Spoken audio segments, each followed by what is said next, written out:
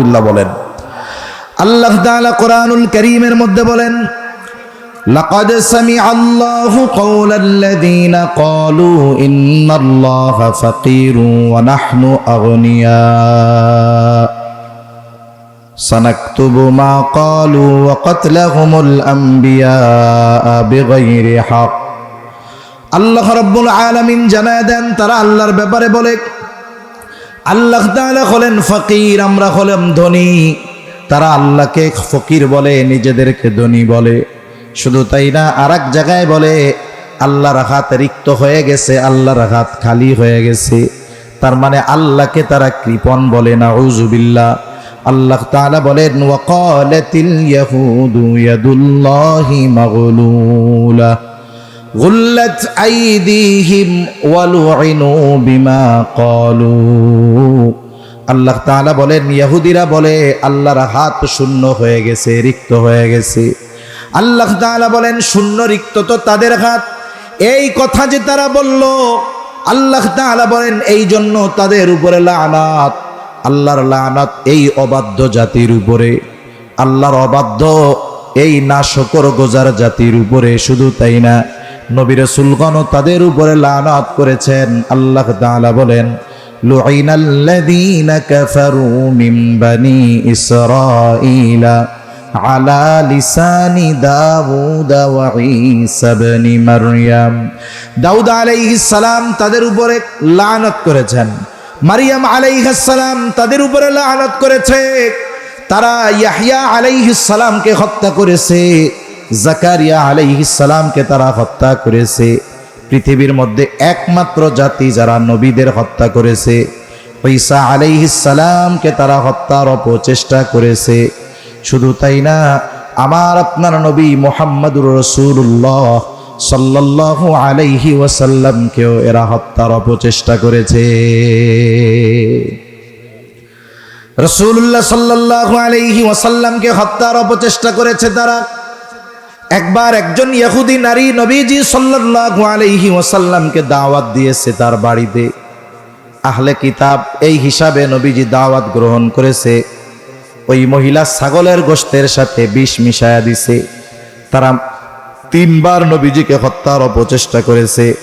এখন দাওয়াতে গিয়া নবীজি ছাগলের গোশত মুখে দিয়েছেন। নবীজি সাল্লাল্লাহু আলাইহি ওয়াসাল্লামকে তৎক্ষণাৎ ওহী মারফত আল্লাহ তাআলা জানায় দিয়েছেন এই গোশতের সাথে বিষ মেশানো। নবীজি সাল্লাল্লাহু আলাইহি ওয়াসাল্লাম সবাইকে এই গোশত খাইতে মানা করে দিলেন। এই বিষের ক্রিয়া নবীজির মধ্যে যদিও তৎক্ষণাৎ দেখা দেয় নাই, কিন্তু ইন্তেকালের পূর্বে নবীজি সাল্লাল্লাহু আলাইহি ওয়াসাল্লাম আয়েশা সিদ্দিকা রাদিয়াল্লাহু তাআলা আনহাকে বলেছিলেন, আয়েশা, ওই যে ইহুদি আমাকে ষড়যন্ত্র করে বিষাক্ত গোশত খাওয়াইছিল, ওই বিষক্রিয়া আমার মধ্যে প্রবল আকার ধারণ করেছে। ওই বিষের ক্রিয়ায় মনে হচ্ছে কেমন যেন আমার শিরা উপশিরা ছিঁড়ে যাচ্ছে। সাল্লাল্লাহু আলাইহি ওয়াসাল্লাম ওই সময়ও ওই মহিলার উপরে অ্যাকশন নেন নাই, মাফ করে দিয়েছেন, কিছু বলেন নাই। এরপরে আরেকবার ইহুদিদের মধ্যে একটা বিষয় নিয়ে গেঞ্জাম লাগছে, ইহুদি আর মুসলমানদের মধ্যে। নবীজি সাল্লাল্লাহু আলাইহি ওয়াসাল্লাম এই বিষয়ের মীমাংসার জন্য যাবেন। আল্লাহর রাসূল সাল্লাল্লাহু আলাইহি ওয়াসাল্লাম যখন ওই ইহুদি গোত্রের মধ্যে গেছে, নবীজিকে একটা দেয়ালের সাথে বসার ব্যবস্থা তারা করছে, আর এই দিক দিয়া ষড়যন্ত্র করছে। দেয়ালের উপর থেকে আমার আপনার নবীর উপরে বড় পাথর তারা ফেলে দিবে, পাথরের আঘাতে নবীজি মারা যাবে, ষড়যন্ত্র করছে। আল্লাহ তাআলা আমার আপনার নবীজিকে আবারও ওহী মারফত জানায় দিয়েছে। এরপরে আরেকবার নবীজি সাল্লাল্লাহু আলাইহি ওয়াসাল্লামের চুল নিয়া ভাঙ্গা চিরুনির মধ্যে 11টা গিট্টু দিয়ে তারা ক্ষতি করার চেষ্টা করেছে। আল্লাহ রাসূল সাল্লাল্লাহু আলাইহি ওয়াসাল্লামের উপরে জাদুর প্রক্রিয়া প্রভাব পরিলক্ষিত হয়েছে। ওহীর মাধ্যমে নবীজিকে জানায় দেওয়া হয়েছে যে অমুক একটা পরিত্যক্ত কূপের মধ্যে একটা ভাঙা চিরুনিতে আপনার চুল নিয়ে 11টা গিট দিয়ে ক্ষতির চেষ্টা করা হয়েছে। ফেরেশতাদের মাধ্যমে আল্লাহ তাআলা জানায় দিয়েছেন, ওইখান থেকে চিরুনি উঠানো হয়েছে। সূরা নাস ফালাক আল্লাহ তাআলা নাজিল করেছেন, প্রত্যেকটা আয়াত তিলাওয়াত করেছে, আর একটা গিট খুলে গেছে, আর আমার আপনার নবীজির উপর থেকে জাদুর প্রভাব দূর হয়ে গেছে। এইভাবে এরা আমার আপনার নবীকেও হত্যার অপচেষ্টা করেছে। এদের আরো অবাধ্যতার কারণে একটা সময় জাজিরাতুল আরব থেকে এদেরকে বিতাড়িত করা হয়েছে। পৃথিবীর কোথাও গিয়ে তারা স্থির হতে পারে নাই, কারণ যেখানেই গেছে ওখানেই বিশৃঙ্খলা তারা সৃষ্টি করেছে। অথচ এই জাতির প্রতি আল্লাহ তাআলার করুণা কত ছিল। পবিত্র কোরআনুল কারীমের মধ্যে অনেক নিয়ামতের কথা আল্লাহ তাআলা বর্ণনা করেছে। যখন মূসা আলাইহিস সালাতু ওয়াস সালাম বনি ইসরাঈলদেরকে নিয়ে লোহিত সাগর পাড়ি দিয়ে চলে আসছে, আল্লাহ তাআলা ফেরাউনের জুলুম থেকে আল্লাহ তাআলা তাদেরকে নিষ্কৃতি দিয়েছেন। তাদের চোখের সামনে ফেরাউনের করুণ পরিণতি হয়েছে, তারা নিজ চোখে দেখছে। যখন তারা দরিয়ার ওপর পারে সমুদ্র পাড়ি দেওয়ার জন্য অপেক্ষা করতেছে, ফেরাউনের বাহিনীর কাছে যখন খবর চলে গেছে যে মূসা আলাইহিস সালাম তো তার উম্মতদেরকে নিয়ে মিশর ছেড়ে চলে যায়, শত্রু হাতছাড়া হয়ে গেল। 6 লক্ষ সশস্ত্র সৈন্য নিয়ে ফেরাউন মূসা আলাইহিস সালাম আর তার উম্মতের পেছনে দাওয়া করলো। আল্লাহ তাআলা কোরআনুল কারীমের মধ্যে সেই অবস্থার কথা তুলে ধরে বলেন, ফালাম্মা তারা আল জামআনি ক্বালা আসহাবু মূসা ইন্না লামুদরাকুন। বনি ইসরাঈলেরা মূসা আলাইহিস সালামের কাছে বলতেছে, যখন একদল অপর দলরে দেখতে পায়, বনি ইসরাঈলেরা দেখতেছে ফেরাউন তার বাহিনী নিয়ে তাদের দিকে আসতেছে, আর ফেরাউনও দেখতে পায় যে তারা সমুদ্রের পারে দাঁড়ায় আছে, আজকে এদেরকে সমূলে নির্মূল করে দেওয়া হবে। এমত অবস্থায় মূসা আলাইহিস সালামের সাথীরা মূসা আলাইহিস সালাম রে বলতেছে, মূসা ইন্না লামুদরাকুন, আমরা তো ধরা পড়ে গিয়েছি, এখন তো বাঁচার কোনো উপায় নাই। 3 দিক দিয়ে ফেরাউনের বাহিনী, একদিকে সমুদ্র, হয়তো ফেরাউনের অস্ত্রের আঘাতে মরতে হবে অথবা সমুদ্রের পানিতে পড়ে মরতে হবে, তার মানে বাঁচার তো আর কোনো উপায় নাই। কিন্তু মূসা আলাইহিস সালাম এই পথে তো নিজ সিদ্ধান্তে আসেন নাই, বরং এই পথে আসার সিদ্ধান্ত যিনি দিয়েছেন তিনি কে? এজন্য শত্রু যদি চতুর্দিকে বেষ্টন করে ফেলে, আমরা যদি ঈমানি শক্তিতে বলীয়ান হতে পারি, শত্রুর সংখ্যা যত হোক, আমাদেরকে ওই শত্রুর মোকাবেলায় পথ প্রদর্শন যিনি করবেন তিনি কে?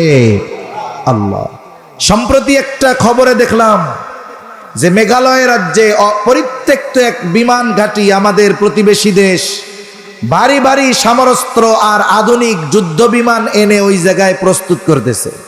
প্রতিবেদক লিখতেছে, ওই বিমান ঘাঁটি থেকে তাদের ফাইটার যেই বিমান, যুদ্ধ বিমান, এটা ঢাকায় আসতে মাত্র 5 মিনিট লাগবে। কয় মিনিট? এই প্রতিবেদনগুলোর দ্বারা কিছু বুঝেননি।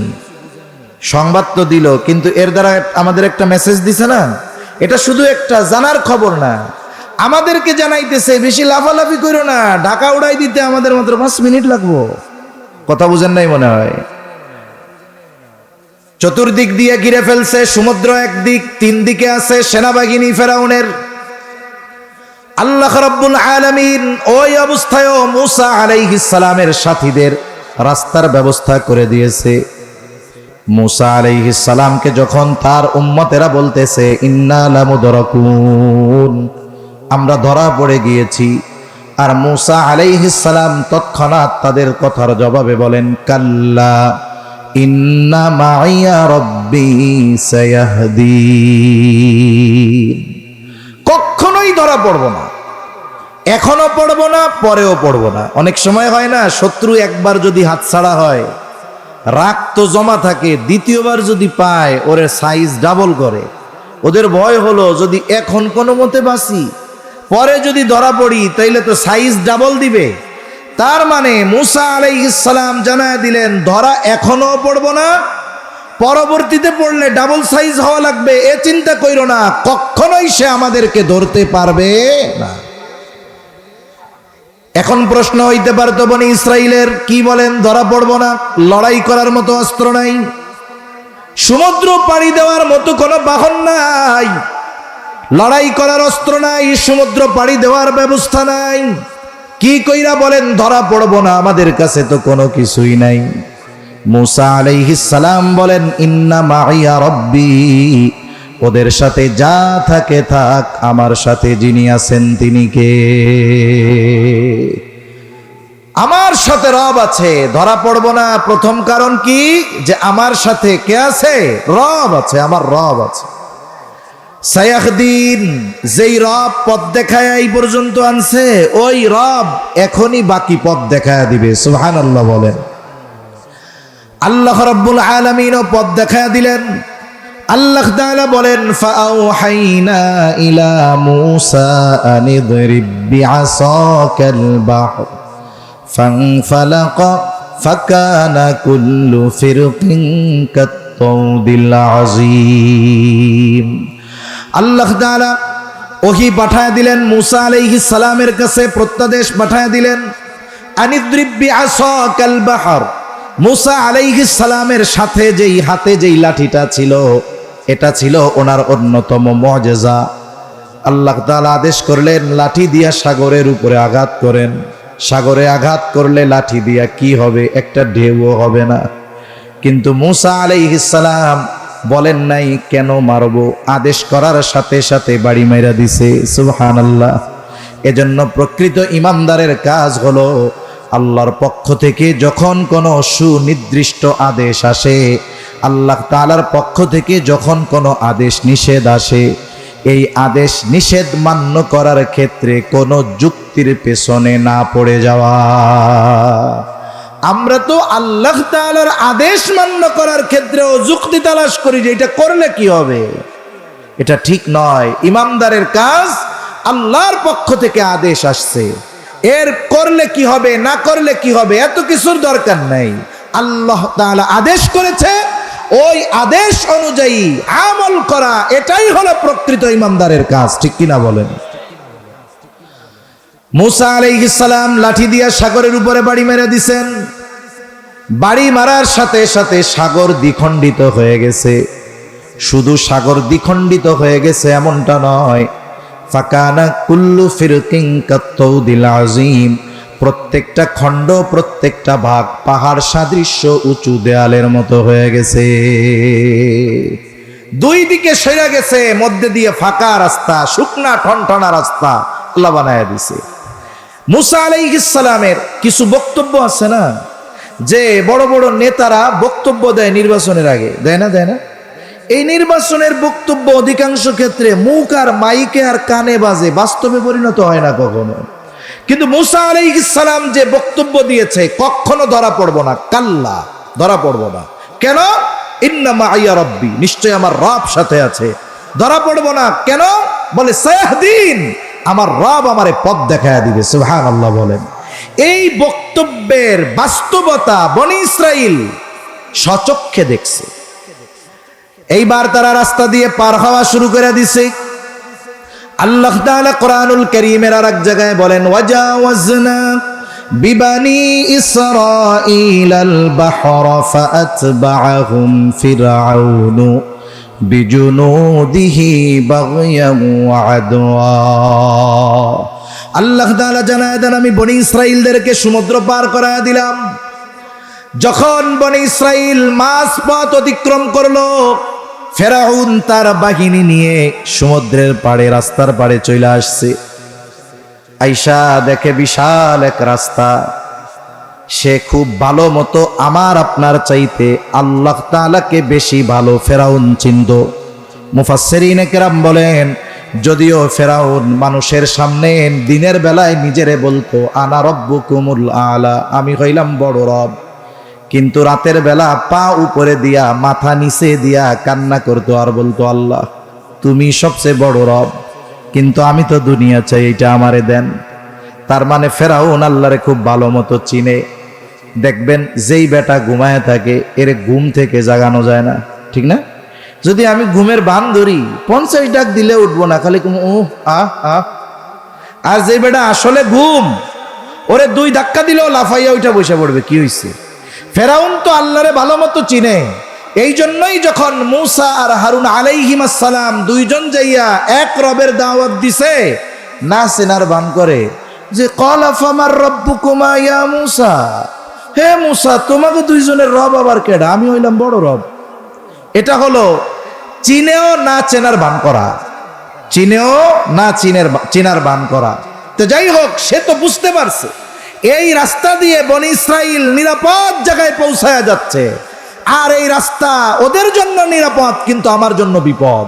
কিন্তু মানুষ কিছু কিছু সময় কিছু কিছু সিদ্ধান্ত সীমা লঙ্ঘনতার কারণে, অহংকারের কারণে, শত্রুতার নেশায়, প্রতিশোধের নেশায় এমন কিছু সিদ্ধান্ত মানুষ নিয়ে বসে যেই সিদ্ধান্তগুলো তার চূড়ান্ত ধ্বংসের কারণ হয়ে যায়। মনে রাখবেন, যেই জমিনের উপরে মুসলমানদের উপরে রক্ত পড়ে, মুসলমানদের রক্তের দ্বারা জমিনের পবিত্রতা বাড়ে। ওই জমিন যেমন চাষ দেওয়ার জন্য পানির দরকার হয়, একটা জমিন যত উর্বর জমিন হোক, বলেন তো ওই জমিন যদি পানির দ্বারা নরম না হয়, ওই জমিনের উপরে যদি আপনি ধান চাষ করেন, ধান জীবনেও হবে না। ওইখানে পানি দরকার। ওই সুপ্ত জমিন, শুকনা জমিন, মৃত জমিন, এটাকে উর্বর করার জন্য পানি দরকার। অনুরূপভাবে যেই জায়গায় ইসলামের জন্য মুসলমানদের রক্ত প্রবাহিত হয়, ওই জমিনকে আল্লাহ তাআলা ইসলামের জন্য অতি দ্রুত কবুল করে নেয়। মনে রাখতে হবে, আপনি আমি অনেক কথা, অনেক বয়ান শুনেছি, নবীজির ভবিষ্যৎবাণী শুনেছি, পূর্ব দিকে এক যুদ্ধ হবে ইমানদার আর মুশরিকদের মধ্যে।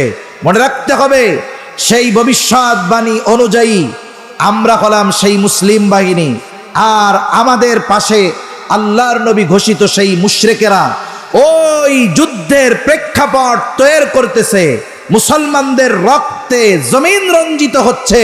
মনে রাখতে হবে, ওই বাহিনী বা ওই কাফেলার শামিল যদি আমরা না হতে পারি, তাহলে আমাদের দুনিয়া আখিরাত সব বরবাদ হয়ে যাবে। ঠিক কিনা বলেন? এজন্য মানসিক প্রস্তুতি আমাদের নিয়ে রাখা দরকার।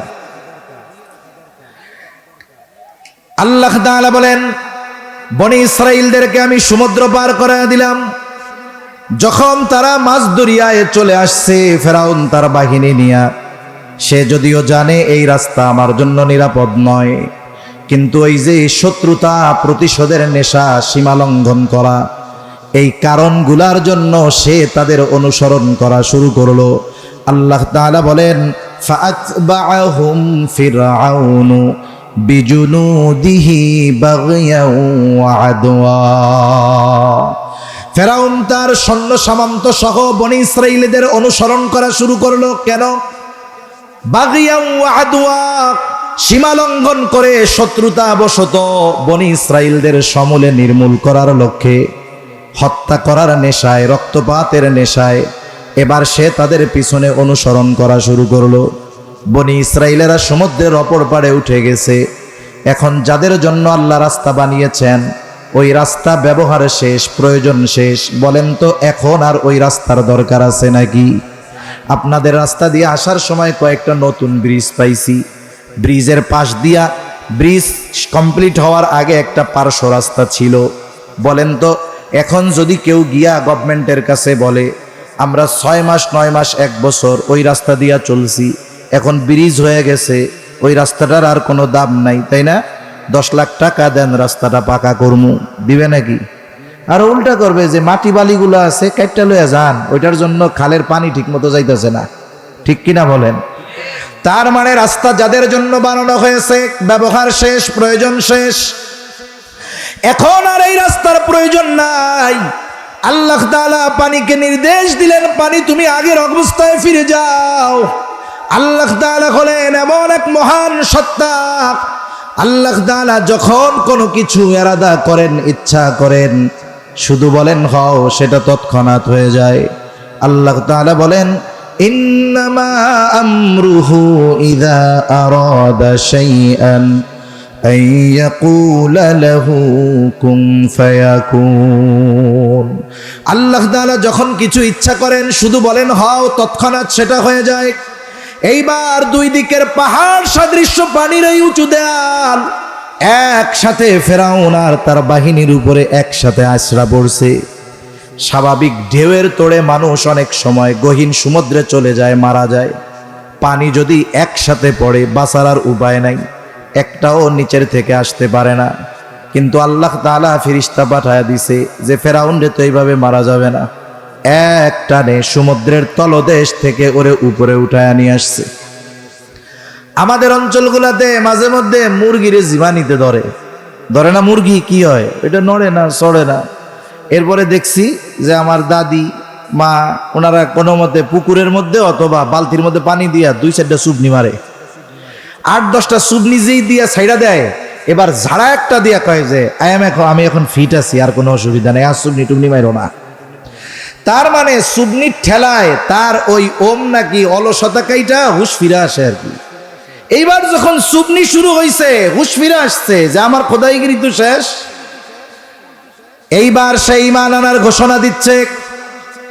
আল্লাহ তাআলা বলেন হাত্তা ইযা আদরাকাহুল গরাকু ক্বালা আমানতু আন্নাহু লা ইলাহা ইল্লাল্লাযী আমানাত বিহি বানু ইসরাঈলা ওয়া আনা মিনাল মুসলিমিন। ফেরাউন এবার বলতেছে আমি ঈমান আনলাম, আল্লাহ ছাড়া কোনো ইলাহ নাই, আমার এই রবগিরির দরকার নাই, এটা ছেড়ে দিলাম, আমি স্বীকার করলাম যে আল্লাহ ছাড়া কোনো ইলাহ নাই। বনি ইসরাইল যার উপরে ঈমান আনছে আমিও তার উপরে ঈমান আনলাম। আরে আমি মুসলমানদেরই তো একজন, ওয়া আনা মিনাল মুসলিমিন, আমি তো মুসলমানদেরই একজন। বলেন তো একটা মানুষের ঈমান আনার জন্য এর চাইতে সুস্পষ্ট ঘোষণা আর দেওয়ার কোনো দরকার আছে? নাই। কিন্তু এরপরেও আল্লাহ তাআলা তার ঈমান কবুল করেন নাই কেন? কারণ মুফাসসিরিনে কেরাম বলেন ঈমান সব সময় কবুল হয় না। ঈমান কবুলের কয়েকটা সময় আছে, ওই সময় পর্যন্ত ঈমান কবুল হবে। যেমন কিয়ামতের আগে একদিন পশ্চিম দিক দিয়া সূর্য উঠবে, বলে ওই সূর্য ওঠার আগের রাতটা হবে অনেক দীর্ঘ রাত। পশু পাখি আওয়াজ শুরু করবে, গোয়াল ঘরের পশুগুলো আওয়াজ শুরু করবে, বাচ্চারা কান্না করতে থাকবে, সূর্য ওঠে না কেন, দিন হয় না কেন। কিছু সময় পর আলোকিত হবে, তবে পূর্ব দিকে নয়, পশ্চিম দিক দিয়া সূর্য উঠবে। কিছু দূর উঠবার পর আবার ডুবে যাবে। এর পরের দিন থেকে আবার প্রতিনিয়ত পূর্ব দিক দিয়ে সূর্য উঠতে থাকবে। ওই পশ্চিম দিক দিয়ে সূর্য ওঠার আগ পর্যন্ত মানুষের তাওবা ঈমান কবুল হবে, এটা হলো আম সময়। এরপরে আর কারো তাওবা আল্লাহ তাআলা কবুল করবে না। আর এটা ঘটবে কিয়ামতের একেবারে সন্নিকটে, কাছাকাছি সময়। আর একটা হলো মানুষের মৃত্যু যন্ত্রণা শুরু হওয়ার আগ পর্যন্ত তাওবা ঈমান কবুল হয়। নবীজি সাল্লাল্লাহু আলাইহি ওয়াসাল্লাম বলেন ইন্নাল্লাহা ইয়াকবালু তাওবাতাল আবদি হাত্তা মা লাম ইউগারগির। মৃত্যু যন্ত্রণা শুরু হওয়ার আগ পর্যন্ত আল্লাহ তাআলা তার বান্দার তাওবা ঈমান কবুল করে। আর একটা হলো গজব আসার আগে যদি ঈমান আনে তাইলে ঈমান কবুল করা হয়, তবে গজব আসার পরে যদি ঈমান আনে তাইলে কবুল করা হবে না। যেমন ইউনূস আলাইহিস সালামের সম্প্রদায় অবাধ্য এক জাতি ছিল। তাদের অবাধ্যতা যখন চূড়ান্ত পর্যায়ে পৌঁছা গেল, আল্লাহ তাআলার পক্ষ থেকে ঘোষণা আসলো 3 দিন পর তাদের উপরে গজব আসবে। একদিন 2 দিন পার হয়ে গেছে, গজবের খবর দেওয়ার পরে এদের অবাধ্যতার মাত্রা আরো বাড়ছে। ইউনূস আলাইহিস সালাম দেখলেন এদের মধ্যে পরিবর্তনের কোনো আভাস নাই, বরং অবাধ্যতার মাত্রা আরো বাড়ছে। আল্লাহর গজব নিয়ে এরা ঠাট্টা মশকরা শুরু করে দিয়েছে। ইউনূস আলাইহিস সালাম চিন্তা করলেন, স্বাভাবিক যখন আল্লাহ তাআলা কোন সম্প্রদায়ের উপরে গজব দিছে, আল্লাহ গজব দেওয়ার আগে ওই এলাকায় যাকে আল্লাহ নবী হিসাবে প্রেরণ করেছেন তাকে আগে নিরাপদ জায়গায় নিয়েছেন, এরপরে গজব দিছে। অতীতের এই বিষয়টাকে সামনে রেখে আল্লাহ তাআলার পক্ষ থেকে নির্দেশ আসার আগেই ইউনূস আলাইহিস সালাম এলাকা ছেড়ে চলে গেলেন। যেই দিন গজব হবে ওই দিন সকালবেলা সকলে দলে দলে ইউনূস আলাইহিস সালামের বাড়িতে আসছে। কোথায় ইউনূস আলাইহিস সালাম? আজকে নাকি গজব আসবে, মজা করার জন্য আসছে। বাড়িতে আইসা দেখে বাড়িতে কোনো লোক নাই, একেবারে খালি। তারা চিন্তা করলো আশেপাশে কোথাও গেছে কিনা। কয়েকজনকে পাঠায় দিছে, যাও আশেপাশে কোথাও ইউনূস আলাইহিস সালাম আছে কিনা একটু খোঁজ খবর নিয়ে আসো। তারা দীর্ঘ সময় তন্ন তন্ন করে খুঁজে এসে বলে কোথাও তার কোনো খবর নাই। ওরা চিন্তা করে, আহারে, যুগের পর যুগ আমরা ইউনূস আলাইহিস সালামের সাথে এমন আচরণ করেছি, তিনি কখনো আমাদেরকে ছেড়ে চলে যান নাই, কিন্তু আজকে গজব আসার কথা, আর আজ তিনি বাড়িতে নাই, আমাদের ছেড়ে চলে গিয়েছেন, তাহলে গজব মনে হয় সত্যই আসবে। উনিও আমাদের উপরে রাগান্বিত হয়েছেন, আল্লাহর গজবও আমাদের উপরে আসবে। তাদের মধ্যে ভয় কাজ করা শুরু করে দিল। তারা আল্লাহ তাআলার কাছে ক্ষমা চাইল, মাফ চাইল, ঈমান আনলো। যেই গজব তাদের উপরে আসার কথা ছিল, ঈমান আনার কারণে আল্লাহ তাআলা সেই আসন্ন আযাব গজব তাদের উপর থেকে উঠায় নিয়ে গেলেন। ইউনূস আলাইহিস সালামের সম্প্রদায় ঈমান আনছে, আল্লাহ কবুল করেছেন। কেন? বলে গজব আসার আগে ঈমান আনছে। আর গজব আল্লাহ উঠাই নিছেন কেন? বলে গজব তো আসবে বেঈমানের উপরে, কাফেরের উপরে, এরা তো ঈমান আনছে, এই জন্য আল্লাহ এদের উপর থেকে আযাব উঠাই নিয়ে গেছে। কিন্তু ফেরাউন তো আযাব আসার আগে ঈমান আনে নাই, বরং যখন সুবনি শুরু হয়েছে তখন সেই ঈমান আনার ঘোষণা দিয়েছে। এই জন্য আল্লাহ তাআলা সুস্পষ্টভাবে ঈমানের ঘোষণা দেওয়ার পরেও ফেরাউনের ঈমান তাওবা আল্লাহ তাআলা কবুল করে নাই। এই যে ফেরাউন যে লোহিত সাগরের মধ্যে ডুইবা সলিল সমাধি ঘটলো ফেরাউনের, সমুদ্রের অপর পারে দাঁড়িয়ে একেবারে সচক্ষে বনি ইসরাইলরা এই দৃশ্য দেখছে। এর মাধ্যমে কি হলো? মুসা আলাইহিস সালামের যেই বক্তব্য, এর সত্যতা তারা নিজের চোখে দেখলো, যে ধরা কখনোই পড়ব না। কেন পড়ব না? কারণ আজকেই ফেরাউনের শেষ দিন, চোখের সামনে ফেরাউন শেষ। দ্বিতীয়ত ধরা পড়ব না কেন?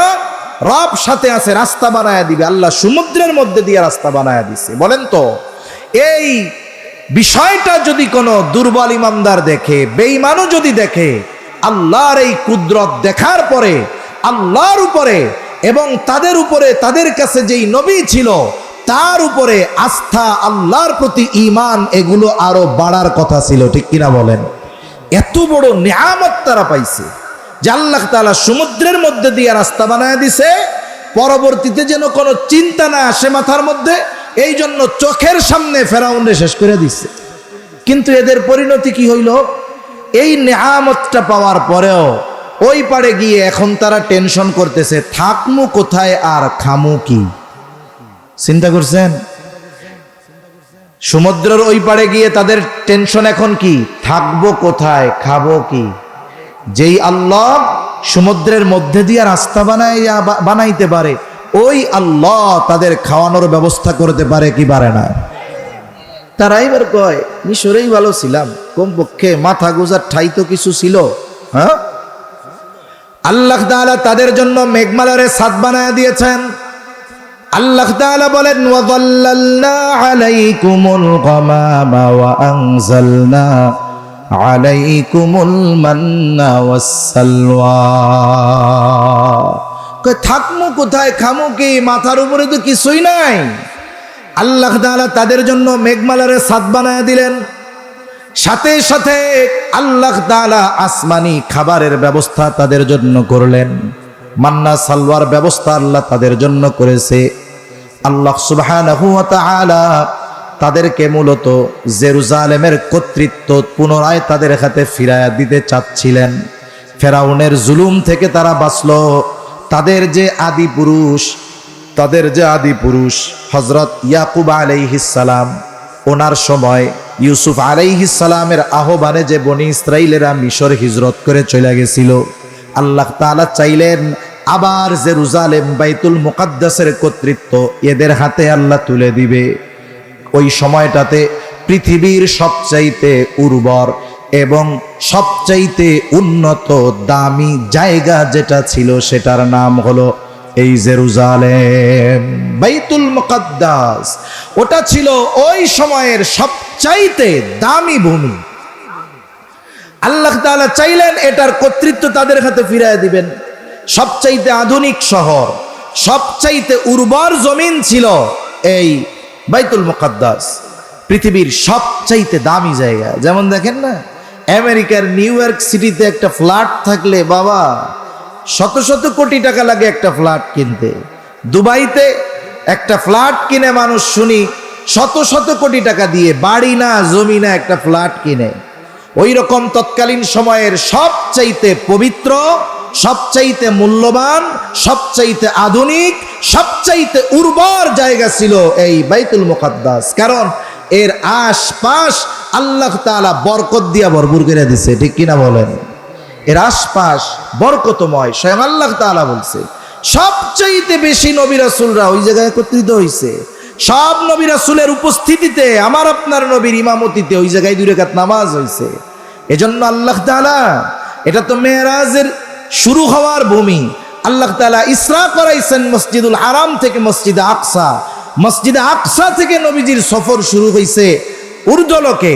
এই মসজিদুল হারাম থেকে মসজিদুল আকসা পর্যন্ত মধ্যবর্তী জায়গায় আল্লাহ তাআলার অসংখ্য নিদর্শন আছে, যেগুলো আল্লাহ তাআলা ওই মেরাজের সফরের আগে আমার আপনার নবীজিরে দেখাইছে। এ বাইতুল মুকাদ্দাস, আমার ভাই আরবি বক্তৃতায় বলতেছিলেন যে এই বাইতুল মুকাদ্দাস নবীজির মেরাজ শুরুর জায়গা। এই বাইতুল মুকাদ্দাস মসজিদুল আকসা, এটা আমাদের মুসলমানদের প্রথম, এটা পৃথিবীর 3য় সবচাইতে সম্মানিত স্থান। এই জায়গার দিকে ফিরে নবীজি 17 মাস নামাজ পড়ছে, এই দিকে ফিরে নবী, আমার আপনার নবী। এজন্য এই বাইতুল মুকাদ্দাসের সাথে আমাদের ইমানের, আমলের একটা সম্পর্ক রয়েছে, ঠিক কিনা বলেন? এটা সেই জায়গা, ওই জায়গার কর্তৃত্ব ওদের হাতে আল্লাহ দিতে চাচ্ছেন। কিন্তু দিবেন কি? দামি জিনিস যদি বিনা পরিশ্রমে মানুষ পায়, এটার কদর করে না তো। ওই সময় ওইখানে শাসন করত আমালিকা গোত্র, এরা খুব শক্তিশালী ছিল। তবে যতই শক্তিশালী হোক না কেন, আল্লাহ তাআলা যাদের সাথে আছে, শক্তিশালী যতই হোক শত্রু বাহিনী, আল্লাহ যাদের সাথে আছে বিজয় তাদেরই হবে, ঠিক কিনা বলেন? এখন মুসা আলাইহিস সালাম সাদও হইছে, খাবারের ব্যবস্থাও হইছে। এখন মুসা আলাইহিস সালামকে আল্লাহ জানায়া দিছেন ওদেরকে ওই আমালিকা গোত্রের সাথে একটু যুদ্ধ করতে হবে। তবে লড়াই হবে ঠিক, জয় এদেরই হবে, এ ব্যাপারে কোনো সন্দেহ নাই। মুসা আলাইহিস সালাম তার সম্প্রদায়কে ডাইকা বলতেছে, আল্লাহ তাআলা কোরআনুল কারীমের মধ্যে বলেন, ওয়াইদ ক্বালা মূসা লিকাওমিহি ইয়া কওমি যকুরু নি'মাতাল্লাহি আলাইকুম ইয জাআলা ফীকুম আমবিয়া ওয়া জাআলাকুম মুলুকা ওয়া আতাকুম মা লাম ইউতি আহাদাম মিনাল আলামিন। আমি যেই কথা বলতেছিলাম যে আল্লাহ তাআলা এই জাতিকে কত নেয়ামত দিয়েছে, কোরআনুল কারীমে সূরা বাকারার মধ্যে ধারাবাহিকভাবে বনি ইসরাইলকে প্রদত্ত অনেকগুলো নেয়ামতের কথা আল্লাহ বর্ণনা করেছেন। আবার এই নেয়ামতগুলোর বিপরীতে তাদের যে নাশুকরি, এগুলোর বিষয়েও আল্লাহ তাআলা উল্লেখ করেছে। মুসা আলাইহিস সালাম তাদেরকে যুদ্ধের নির্দেশ দেওয়ার আগে নেয়ামতের কথা স্মরণ করায় দিচ্ছে। কারণ অনেক সময় আছে, আপনি যদি আমাকে কঠিন কোনো বিষয়ের আদেশ দিতে চান, আর অতীতে যদি আমার প্রতি আপনার কোনো অনুগ্রহ থাকে, আদেশ দেওয়ার আগে যদি ওই অনুগ্রহের কথা আমার একটু স্মরণ করায়া দেন, তাহলে স্বাভাবিকভাবে আমার বিবেক বলবে, আহারে যেই ব্যক্তি অতীতে আমার জন্য এত কল্যাণকর কিছু করেছে, আজকে তার আদেশটা কষ্ট হলেও আমার মান্য করা দরকার, ঠিক কিনা বলেন? এই জন্য জেহাদের আদেশ দেওয়ার আগে মুসা আলাইহিস সালাম আল্লাহ প্রদত্ত বনি ইসরাইলীদেরকে দেওয়া কিছু নেয়ামতের কথা উল্লেখ করতেছে। মুসা আলাইহিস সালাম তার সম্প্রদায়কে বলতেছে, আল্লাহ তাআলা বলেন, ওয়া ইয ক্বালা মূসা লিকাওমিহি ইয়া কওমি যকুরু নি'মাতাল্লাহি আলাইকুম ইয জাআলা ফীকুম আম্বিয়া ওয়া জাআলাকুম মুলুকা। মূসা আলাইহিস সালাম বলেন, ওয়াযকুরু নি'মাতাল্লাহি আলাইকুম, তো আমার সম্প্রদায় তোমরা ওই সমস্ত নেয়ামতের কথা স্মরণ করো যেগুলো আল্লাহ তোমাদের দিয়েছে। কি নেয়ামত দিয়েছে? স্বাভাবিকভাবে নেয়ামতটা যদি এক হিসাবে ধরি তাহলে দুই ধরনের হয়। একটা হলো ইহলৌকিক, আর একটা হলো পরলৌকিক। একটা হলো দুনিয়াবি, আর একটা হলো পরকালীন সম্পৃক্ত। পরকালীন সম্পৃক্ত অথবা জাগতিক সম্পৃক্ত সবচাইতে বড় নেয়ামত হলো নবুয়ত। নবুয়তের মতো মর্যাদাপূর্ণ সম্মানজনক নেয়ামত আর কিছু হইতে পারে না। এজন্য এক নম্বরে তিনি বলতেছেন, ইয জাআলা ফীকুম আম্বিয়া, তোমাদের মধ্য থেকে আল্লাহ তাআলা অনেক নবী প্রেরণ করেছেন, নবী বানিয়েছে। বনি ইসরাইলের নবীর সংখ্যা কত?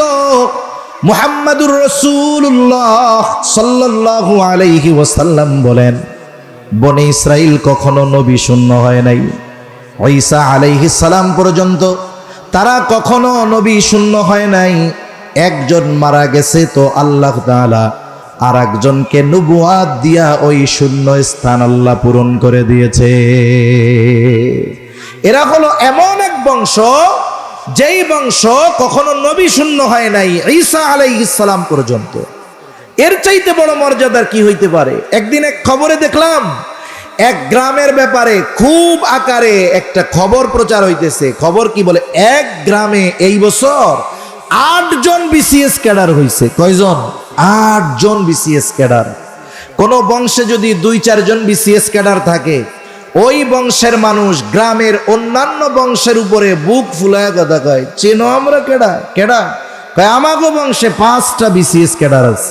গর্বের সাথে বলে, কি বলে না?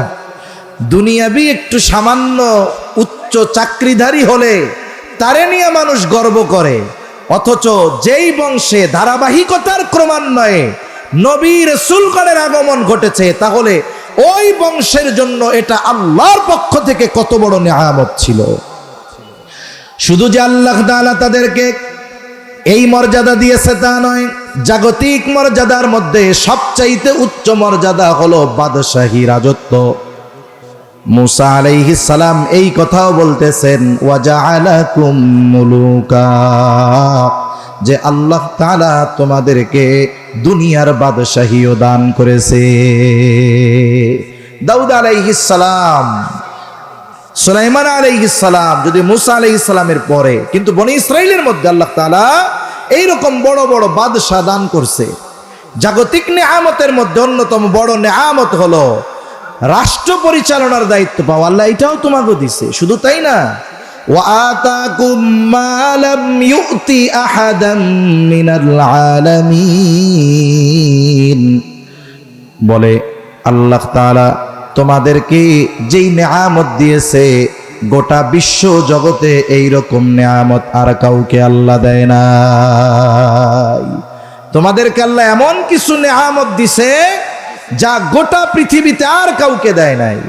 এটা ওই সময় পর্যন্ত ঠিক ছিল, কিন্তু আমার আপনার নবী আগমনের মাধ্যমে আগের বিষয়টা যে গোটা পৃথিবীর মধ্যে আর কাউরে দেয় নাই, এই বিষয়টা আর নাই। কিন্তু মূসা আলাইহিস সালাম যখন বনি ইসরাইলীদেরকে বলেছে যে আল্লাহ তাআলা তোমাদেরকে এমন কিছু নেয়ামত দিছে যা গোটা বিশ্ব জগতে আর কাউকে দেয় নাই, ওই সময় পর্যন্ত আল্লাহ প্রদত্ত সবচাইতে বেশি নেয়ামত প্রাপ্ত যেই জাতি, সেটা ছিল বনি ইসরাইল। এত নেয়ামত তারা পাইছে আল্লাহর পক্ষ থেকে। এই নেয়ামতের কথা স্মরণ করায়া দিয়া এইবার মূসা আলাইহিস সালাম তাদেরকে যুদ্ধের আদেশ দিছে। চিন্তা করছে, ইহলৌকিক বড় নেয়ামত নবুয়তের কথা উল্লেখ করলাম, পরলৌকিক বড় নেয়ামত নবুয়তের কথা বললাম, ইহকালীন বড় নেয়ামত মুলকিয়াত রাজত্বের কথা উল্লেখ করলাম, অগণিত নেয়ামতের কথা বললাম। যেই আল্লাহ এত নেয়ামত দিছে, এইবার ওই আল্লাহর আদেশটা একটু এদেরকে বলি, হয়তো এখন তারা যুদ্ধ করতে রাজি হবে। এবার উনি আদেশ দিচ্ছেন, ইয়া কওমি দখুলুল আরদাল মুকদ্দাসাতাল্লাতী কাতাবাল্লাহু লাকুম ওয়ালা তারতাদ্দু আলা আদবারিকুম ফাতানকালিবু খাসিরিন।